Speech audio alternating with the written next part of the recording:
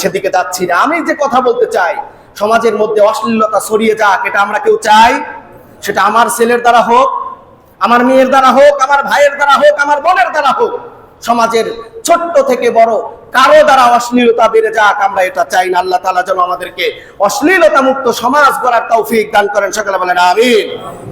সূরাতুর রুমের 21 নম্বর আয়াতের মধ্যে আল্লাহ রাব্বুল আলামিন বলেন, وَمِنْ آيَاتِهِ أَنْ خَلَقَ لَكُم مِّنْ أَنفُسِكُمْ أَزْوَاجًا لِتَسْكُنُوا إِلَيْهَا وَجَعَلَ بَيْنَكُم مَّوَدَّةً وَرَحْمَةً إِنَّ فِي ذَلِكَ لَآيَاتٍ لِقَوْمٍ يَتَفَكَّرُونَ।